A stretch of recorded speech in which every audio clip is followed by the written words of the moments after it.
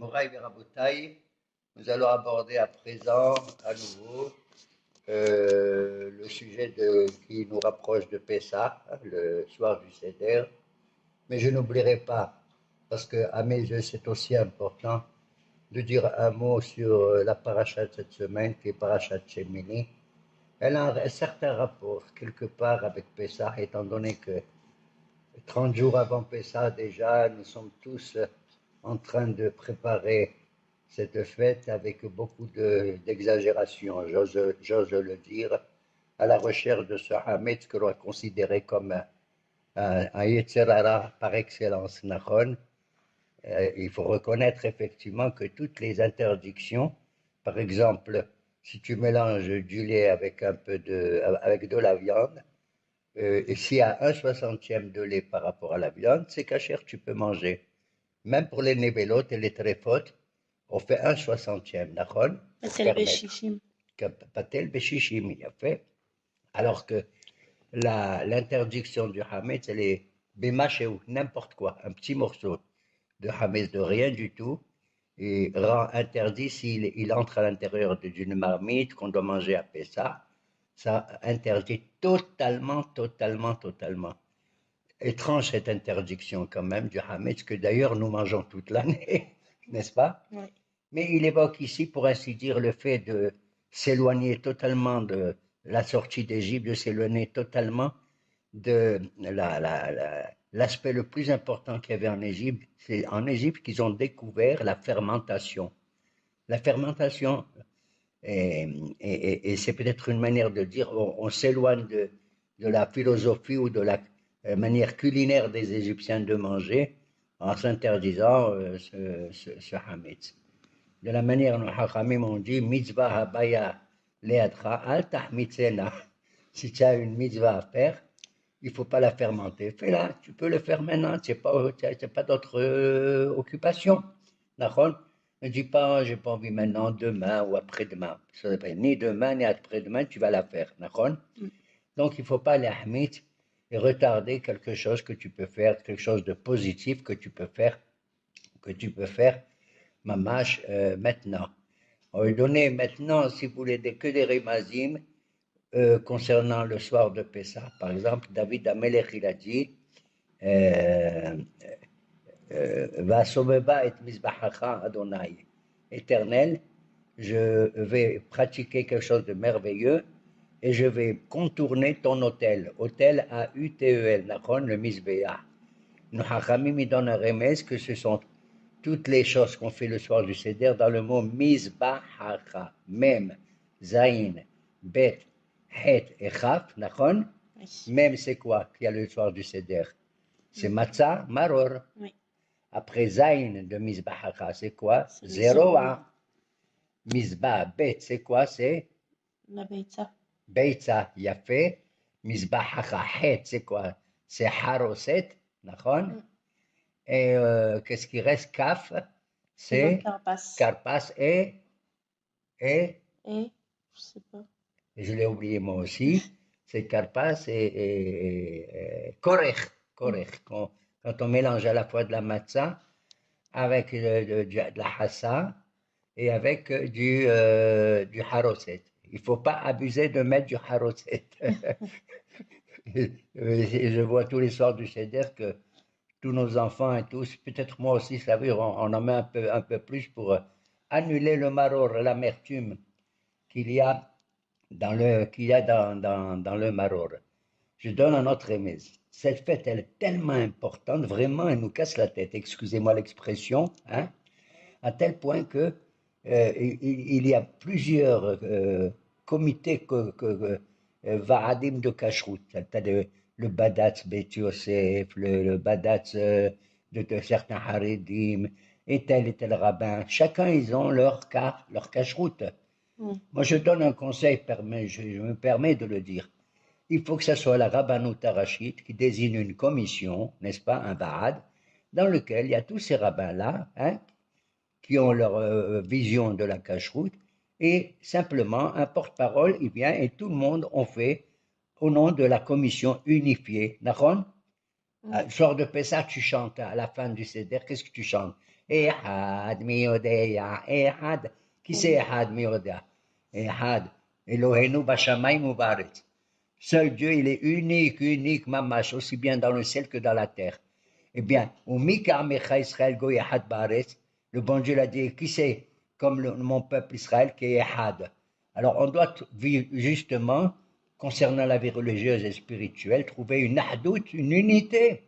Et pas, celui-là il dit c'est permis, celui-là il dit c'est moins permis, celui-là il veut être méadrine, etc. D'accord? On doit passer une fête vraiment où chacun d'entre nous, il sent cette unité, même si on a des idées différentes, mais dans la pratique, il faut qu'on soit tous plus ou moins pareils. D'accord? Ainsi. Je disais que Yetziat Mitzrayim, c'est pas facile de sortir d'Égypte. Ça veut dire quoi? Pourquoi moi je dois me rappeler qu'il y a 3300 ans, je suis sorti d'Égypte? Est-ce que je me rappelle, moi j'étais là-bas? Non, mais les ancêtres, ils ont raconté à leur père, à leur fils, les fils aux fils aux fils, jusqu'à nous, pour montrer que c'est vrai que Dieu nous a fait sortir d'Égypte. Il a utilisé tellement, tellement de miracles pour le faire. Il n'y a pas écrit « Je suis l'Éternel ton Dieu qui a créé le monde » dans la Hassalut Adibrot. Il y a écrit « Je suis l'Éternel ton Dieu qui t'a fait sortir d'Égypte ».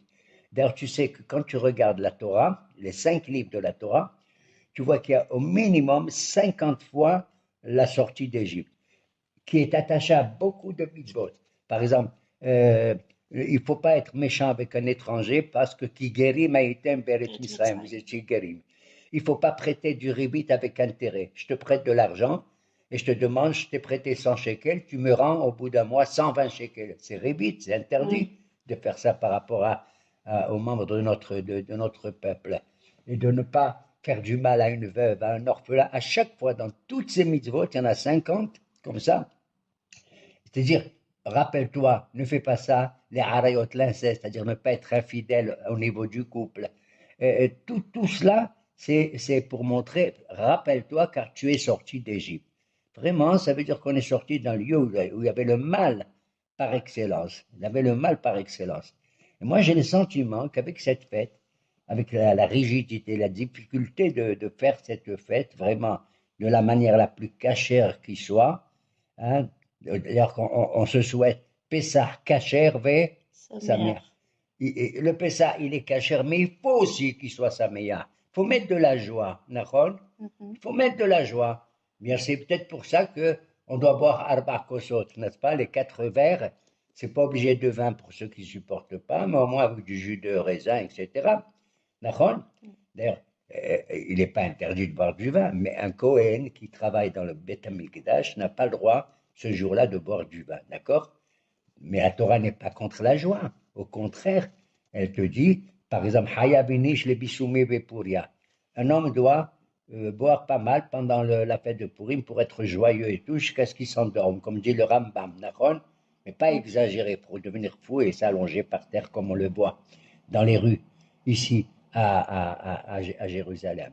Voilà pourquoi on ajoute Pesach Kacher, Vesamea, et on doit boire les 4 coupes de vin, de jus de raisin ou de vin, pour rappeler les 4 verbes qui ont été utilisés pour la sortie d'Égypte. Veotseti, Veitzalti, Vegalti, Velakarti. Et un 5e verbe qui Veitemlis Leham, et vous deviendrez mon peuple. C'est étrange, ces 5 vers-là. On en boit 4, on laisse le 5e, d'accord? Oui. Il y en a 5. Et alors, on se pose la question, mais qu'est-ce qu'il a dit à Kadosh Baruch Hu Abraham dans Brit Ben Abetarim? Il lui a dit, tu sais, ton peuple, il va être étranger, il va être asservi dans une autre nation, Be'eretz Lolahem, Ba'avadoum. Combien de temps il a dit le bon Dieu qu'on sera esclave? Pendant 430 ans. 430 ans. C'est écrit là-bas, Arba Me'ot Shoshim Shana. Il y en a qui ont lu Arba Me'ot, regarde, c'est 430 ans en vérité. Mais on n'est pas resté 430 ans en Égypte. Non. Au bout de combien de temps on est sorti? Depuis que Yaakov Avinu est descendu? 210 ans. D'accord? 210 ans on est resté. Et en vérité, on n'a pas été esclave pendant 210 ans non plus, puisqu'à l'époque de Yaakov et de Yosef, on n'était pas des Avadim. On est devenu des Avadim quand Yosef il est mort, qu'il n'y avait plus Yosef le pauvre qui était Mishneh la Meler. D'accord? Tu sais combien de temps ça a duré vraiment l'esclavage, la Shaboud? 86 ans. 86 ans. C'est d'ailleurs l'âge qu'elle avait la pauvre Myriam, exactement l'âge de Myriam, la sœur de Moshe Rabbeinu, alayhi shalom. D'accord? Alors, quel rapport entre le bon Dieu, il a dit pendant 430 ans, vous serez barabadoum, vous serez esclave, mais on est resté que 86. La réponse au niveau du remez, la réponse elle est quoi? Étant donné qu'on boit, on prépare 5 verres, on en boit 4, et le cinquième on laisse, tu fais 5 fois 86, ça fait combien? 5 fois 6, 30, 0 je retiens 3, Et ça fait 5 fois 8, 40, et 3, 430. D'accord? J'ai fait, d'ailleurs, la durée de l'esclavage c'est 86. Voilà pourquoi, nos haramim me disent, on boit un kos, un verre. Et kos, c'est combien kos? Kaf, vav, samer, c'est combien?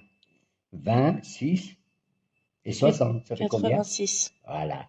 Et c'est lié aussi, Moraï Verabotai, quand Yosef, il était en prison et qu'ils sont venus le voir, ils avaient fait des halomot, le Sarah Mashke et le Sarah Ophé, Oui. et le Sarah Mashke, il raconte à Yosef, il lui dit, tu sais, moi aussi, j'ai fait un rêve. Il lui dit, qu'est-ce que tu as rêvé? J'ai rêvé que moi, je donnais à boire toujours au pharaon, et je lui donnais un kos. Après, j'ai rempli le kos. Et combien de fois il dit le mot kos, kos, kos? 4 fois aussi. D'accord? Et le mot kos, c'est 86. Donc, après, quand il a dit à Moshe 430 ans, c'est Alderech Haremez. Alderech Haremez. Ça veut dire qu'on est asservi, pas seulement quand on va en Égypte, la vérité. Ça veut dire qu'on est asservi même là où on est n'importe où, si c'est le Yetzirah qui nous gouverne et tout. Donc, comme je disais, cette fête de Pessah, d'ailleurs, le mot Pessah, tu sais, je vais dire encore des rémazim, j'embête les auditeurs et les auditrices avec ça, d'accord? Pessah, c'est exactement la valeur de Pessah, c'est combien? C'est 148, c'est exactement. Et 148 en hébreu, c'est quoi? Ouf, mem, het. C'est quoi ouf, mem, het? C'est Kemach. Kemah. Imen Kemah, en Torah. Alors, tu vois que le mot Pessah, il est rattaché au mot Kemah. Qu'on fait attention au Kemah pour pas qu'on tombe dans le Hametz, d'accord? D'accord. Et je continue. Et je n'arrête pas, j'embête parce que je ne veux pas fermenter ce que j'ai à dire. Comme j'ai dit tout à l'heure, vraiment, pendant la fête, avant la fête de Pessah, surtout les femmes, les pauvres, comme j'ai dit, c'est des femmes tzadka nekiyot, pas tzadkaniot, nekiyot. Et pour les ashkenaziyot, je l'ai dit, elles ne mangent pas les kitniot, tu sais. Et elles sont tzadka kitniot. Tzadkitniot. D'accord? C'est là ça. Alors, maintenant, on va voir effectivement qu'il y a tellement de mitzvot, c'est incroyable, que moi, je vous dis la vérité, j'ai l'impression que pour cette fête, on a les 613 mitzvot. Tariag mitzvot. Tariag, c'est 613, d'accord? Oui. C'est pas simplement Tafreshud Gimel, Torah Rabbi Yaakov Getz, pas du tout. Attends, d'ailleurs, sans être gonflé comme je le suis, personne ici, qui c'est qui a écrit le dernier poème très joli de Had Gadjia, un agneau que mon papa il a acheté pour 2 sous. Il est venu le chat, il a mangé, etc. Il est venu le chien, et après il est venu le bâton, il a frappé le chien. D'accord? Elle est venue, le chien. Elle est venue le feu, il a brûlé le bâton, il est venu la vache, elle a bu, elle est venue l'eau, elle a éteint le feu, il est venu la vache, elle a bu, elle est venue le shohet, il a tué la vache, il est venu le malcham mavet, il a tué le shohet, il est venu à Kadouvarou et il a tué l'ange de la mort. Amen, Keneratson, qui est plus de la, mamache qui n'y est plus de la mort. Et tu sais qui c'est qui a écrit cette jolie poésie Hadgadia? Hein? Si, moi je te dis, c'est Had Gage, il y a un type qui s'appelle Gage comme ça. Bon, peu importe. Alors, mon remède, ce que je donne encore super, parce que j'ai l'impression que pour cette fête, il y a tellement de détails, puis là, on a reçu les 613 commandements. C'est lourd, c'est beaucoup, c'est énorme, d'accord? Alors, quel rapport avec 613 et le mot Pessah? C'est pas la Pâque, comme ils disaient les autres, ou les pâquerettes, hein? Pessah, comment ça s'écrit, Pessah? Le P, le Samer et le Het. Mais Bemiluo, c'est-à-dire tu écris chaque lettre remplie entière pas la lettre P uniquement, mais la lettre, le mot, le P, ça fait combien? 85. Oui, P, samach, ça s'écrit samach mem chaf, d'accord? oui. Et samach mem chaf, ça fait 120 en tout. Et il reste het, c'est le het et le tab. Het et tab, c'est 408. Tu fais 85 de P, 120 de samach et 420 de het, de Pessah. Ça donne combien en tout? 613. D'où tu sais? Marine, tu as tout deviné. Tu vois que déjà dans le mot Pessah, il y a au niveau de l'allusion, de la numérologie, de la gematria, déjà c'est la vérité, parce qu'on n'a jamais connu. Même Shavuot, on ne sent même pas hein, qu'il y a tellement de choses à faire. Et même Sukkot a parlé Arba Minim, et la Souka, il n'y a pas grand-chose. Mais Pessah, c'est incroyable, absolument incroyable. Je vais te dire quel rapport ça a avec la paracha de Shmini qu'on lit cette semaine. Dans la paracha de Shmini, il y a un drame que vraiment j'ai de la peine, j'ai envie de pleurer. C'est l'inauguration du Mishkan du temps de Moshe Rabbeinu. Hein? Pendant 7 jours, Moshe, il est le Kohen Gadol, il fait ce qu'il veut, il s'habille comme il veut, il va au Mishkan comme il veut. D'ailleurs, il aurait dû faire d'abord le Korban Atamid le matin et après le Ktoret. Qu'est-ce qu'il fait? Il fait le Ktoret avant le Korban Atamid. Donc il fait ce qu'il veut. J'ai l'impression qu'il est au-dessus de la loi, presque, pour ainsi dire. Et au Rosh Chodesh de Nissan, il va nommer Aaron et ses enfants pour être les prêtres du Mishkan, Kohen Gadol et les Kohanim. Il rentre en plein Rosh Chodesh, lui, Aaron, avec ses 4 enfants, en l'occurrence Nadab, Avihu, Elazar et Tamar, et on voit que brusquement, Nadab et Avihu, qu'est-ce qu'ils font? Ils prennent un feu, ils allument le Ketoret et ils rentrent à l'intérieur du Kodesh HaKodashim. Et là-bas, la Torah dit ils ont fait des korbatam lifnei Adonai. Ils ont voulu se rapprocher de Dieu au maximum. Ils ont utilisé Eshzara Asher Lo Tziva Adonai. Ils ont utilisé un feu étranger que Dieu n'a pas ordonné. Je vais te dire une chose, celui qui regarde cette phrase Lo, Asher Lo Tziva Adonai, dans le mot Lo, il y a des ta'amim, tu sais, quand on chante dans le Sefer Torah. Oui. Eh bien, le mot Lo, il a une double, comment dire, un ma'arich doublé. C'est-à-dire tac, tac, il y a une double musicalité. Et le Gaon de Vilna, il a dit, ce mot Lo, c'est comme s'il n'existait pas. Alors, si ce mot Lo, que Dieu n'a pas ordonné, ça veut dire que Dieu a ordonné. On n'en sait rien. C'est comme un correctif. Des fois, tu as un mot écrit dans la Torah, mais elle n'existe pas dans le Ktiv. Elle existe dans le Ktiv, mais pas dans le Ktiv, dans la manière de le lire. OK? Donc, se passe comme si ils ont agi étrangement, ces 2 enfants, Nadab et Abihu. Est-ce qu'ils ont fait ce que Dieu a ordonné ou est-ce qu'ils ont fait ce que Dieu n'a pas ordonné? La vérité, j'ai de la peine parce que, je vais dire, c'était des gens extrêmement spirituels. Ils sont allés trop loin. Ils ont pensé qu'ils allaient faire la religion en ayant, ils allaient faire la religion en ayant, pour ainsi dire, l'autorité la plus suprême qui soit, mamash la plus suprême qui soit. D'accord? Et ils sont approchés. Ça s'appelle du mysticisme en français. C'est-à-dire ils sont allés au-delà de la... Eh bien, c'est ce mysticisme que moi j'appelle une exagération qui les a conduits vers la mort, le pauvre. La réaction de leur père, tu sais, Aaron, Vaïdom Aaron.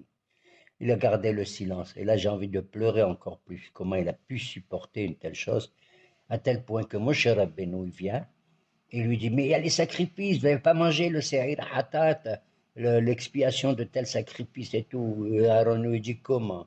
Il m'est arrivé un tel drame aujourd'hui et tu me demandes de manger maintenant ce sacrifice.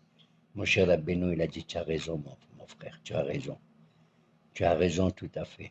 Tu te rends compte que Moshe, il donne raison à Aaron à travers ce drame. Parachat de Shmini est vraiment dramatique, mamash dramatique au début. Et on voit effectivement que ce mot Shmini, c'est ne pas faire d'exagération. Même dans compréhension de la Torah ou dans son application. À tel point que nos Hachamim là-bas disent, une fois, il y avait, qu'est-ce que c'est que l'exagération? Que le Hametz, c'est quelque chose qui gonfle. La différence, oui, entre le Hametz et la Matzah. Pourquoi ça s'appelle Hametz? Parce que ça gonfle, ça gonfle. Ça gonfle quoi? Ça veut dire que dans le Hametz, il y a de l'air, il n'y a rien du tout. L'individu, il se gonfle. Tu as compris ce que ça veut dire? Il se gonfle tout simplement. Et c'est quoi être gonflé? C'est l'orgueil, la gava. À Rambam, il dit qu'il y a deux péchés les plus graves, c'est le karas et la gava, la colère et l'orgueil. Quelqu'un, il se prend pour qui, hein? Eh bien, à Rambam, il dit, celui qui a ces deux péchés, ces deux mauvaises qualités, il doit aller de l'autre côté, vraiment. Il doit se taire, il doit vraiment ne pas montrer toute cette grandeur qu'il a en lui, qui vit à Chol, pour ainsi dire. Mamash qui vit à Chol. Et c'est cette grandeur.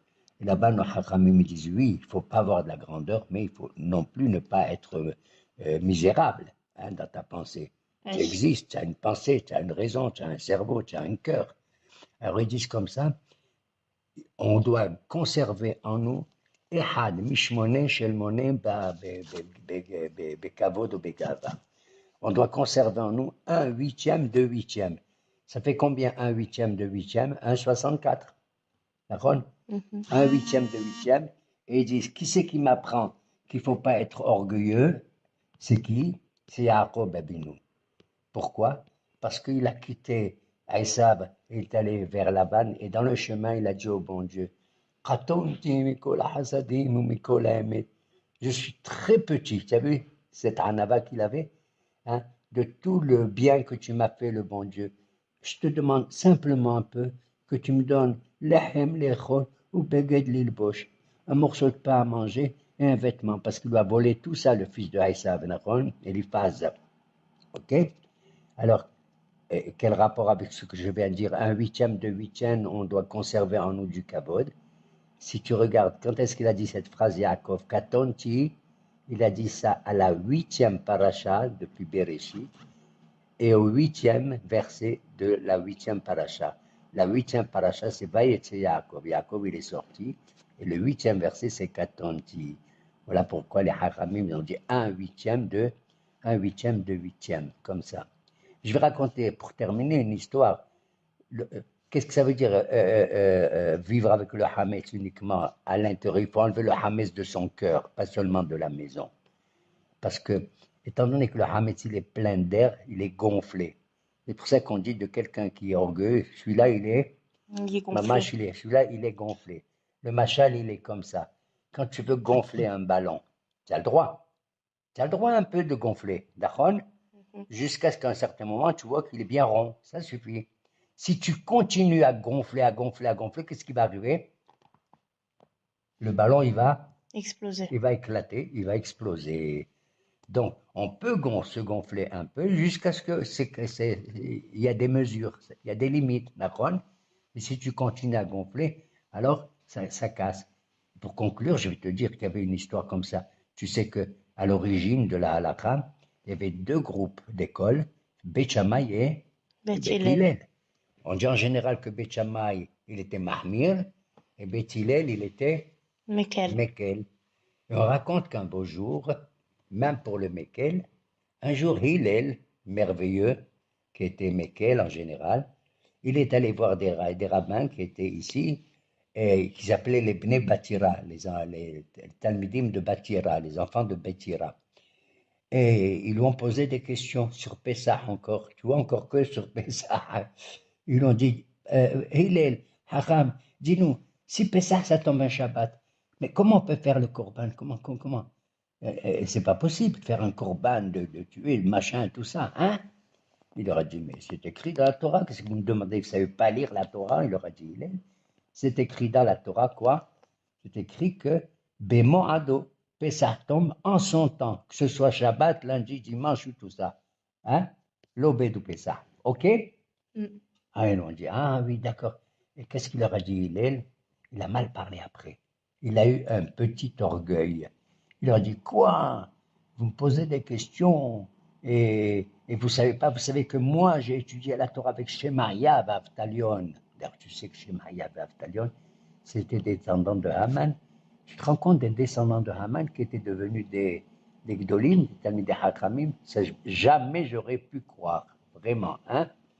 Il y avait même un rabbin dans la Gemara qui s'appelle Rabbi Shmuel Bar Shilat, qui était un descendant de Haman, et que son fils Yehuda, il a dit Mishenichnas Adan Marbim Besimcha. Qui c'est qui a dit ça? Un descendant de Haman.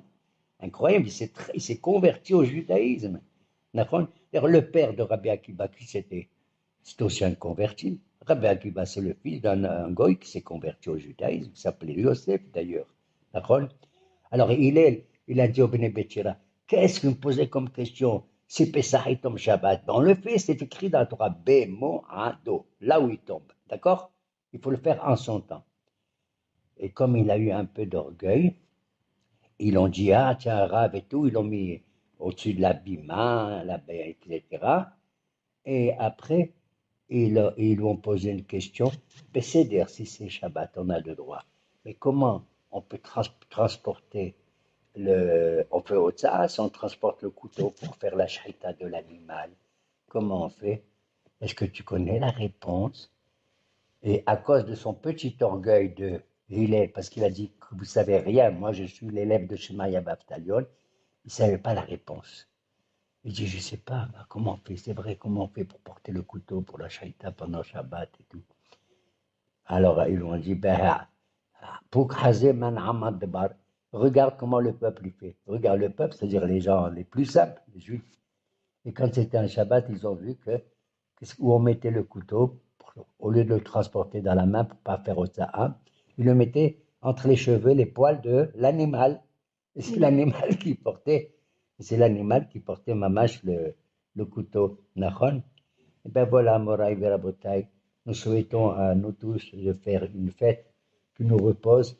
Et Inch'Allah, qu'on sort de l'Égypte, c'est-à-dire qu'on sort de tout le balagan que tout le monde, et surtout les femmes, elles font pour préparer cette fête, et qu'on sort de toutes les Égyptes qu'il y a dans le monde entier, et y compris ici, et que nous soyons unifiés véritablement, même si on a des idées tout à fait différentes. N'oubliez pas de lire Had Gedja Shalom.